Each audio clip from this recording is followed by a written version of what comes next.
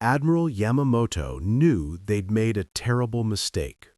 He warned them before Pearl Harbor happened, but nobody listened to his warning about America's true power until it was way too late. Japanese intelligence officers sat in a war room staring at reports from American factories. The numbers looked fake. They had to be propaganda or some kind of calculation error from their spies. But when they confirmed the data was actually real, some officers felt physically sick. One general refused to believe it. Another walked out of the room and didn't speak for hours after seeing the truth. Because what those reports revealed wasn't just about winning or losing anymore. It was about something far worse. The warning nobody believed. Admiral Isoroku Yamamoto stood in front of Japan's top military leaders in 1941. He had something important to say, something that would change everything if they just listened to his words carefully. "I can run wild for 6 months," he told them quietly. His voice was calm but serious. "Maybe the year if we're lucky with our attacks and strategies." But then he said something that made the room go completely silent. "After that, I have absolutely no confidence in our chances of winning." The other officers looked at each other with confused expressions on their faces. Japan had the third largest navy in the entire world at that time. Their pilots were the best trained fighters anyone had ever seen in combat.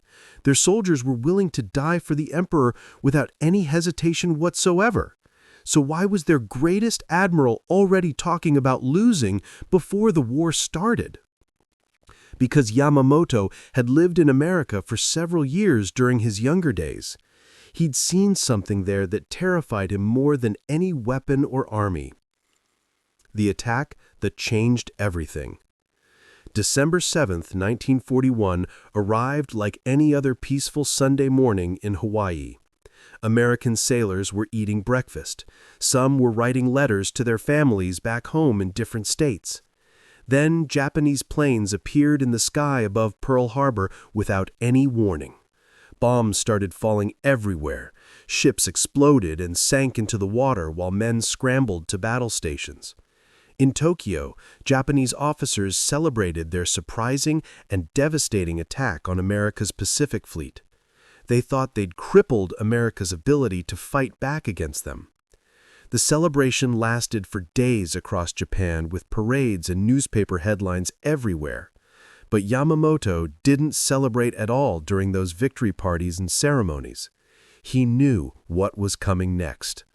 "I fear all we have done is awaken a sleeping giant," he said. His fellow officers laughed at his worried words and negative attitude about their win. America was far away, across a massive ocean. Their Pacific Fleet was destroyed and burning in Pearl Harbor's waters. What could possibly go wrong now with their perfect plan working so well? The photograph that broke a general. 6 months passed after Pearl Harbor's attack on that December morning. Japanese intelligence officers gathered in a secure war room in Tokyo. They had reports from spies stationed in America that needed immediate review. One officer opened a folder containing photographs from Detroit, Michigan. His hands started shaking as he looked at the images closely. "This cannot be real," he whispered to the others in the room. The photograph showed a factory that seemed to stretch forever into the distance.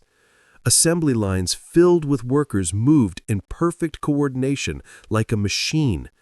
But it wasn't the size that shocked him the most about this place. It was what they were building on those assembly lines every single day. B-24 Liberator bombers, massive 4-engine aircraft that could carry tons of bombs across the Pacific Ocean.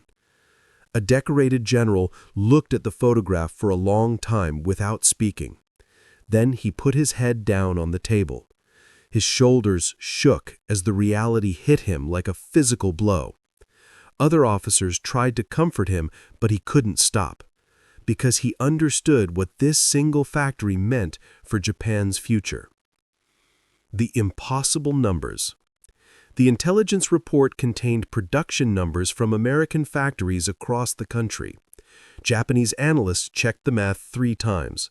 Then they checked it 5 more times because the numbers seemed impossible. Willow Run factory in Michigan was producing 1 B-24 Liberator bomber every 63 seconds.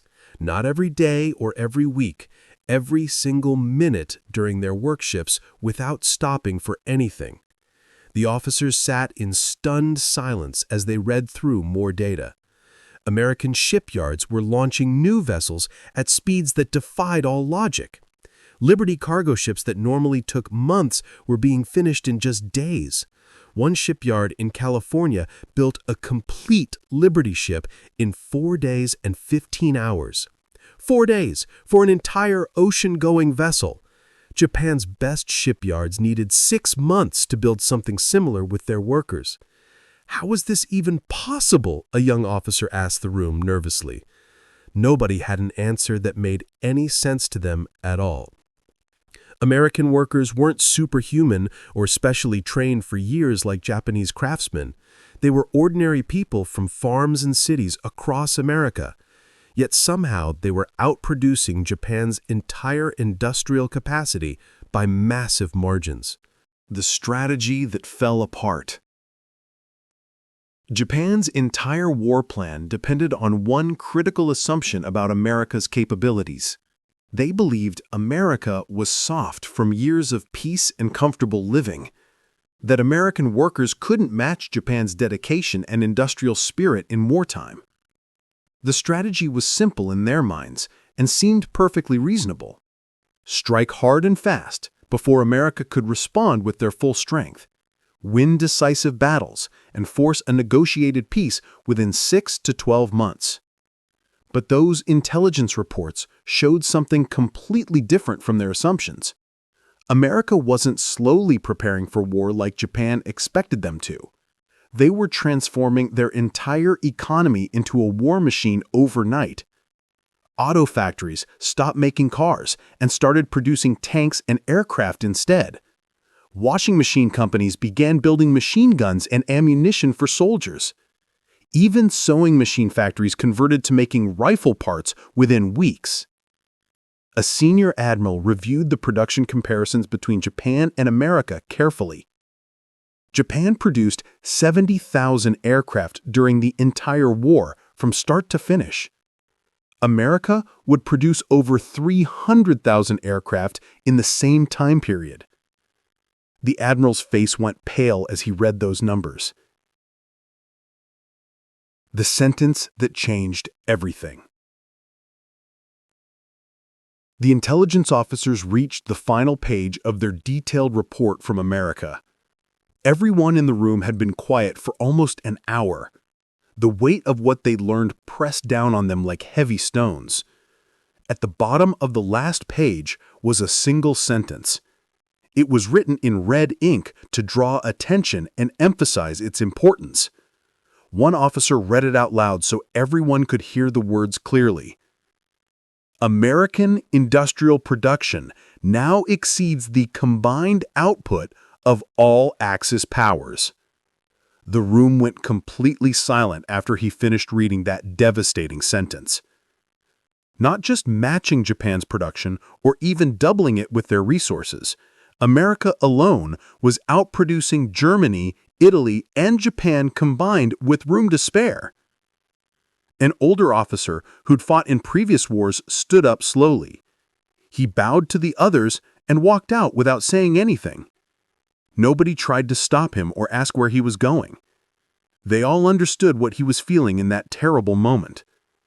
The war wasn't going to last 6 months like Yamamoto predicted before.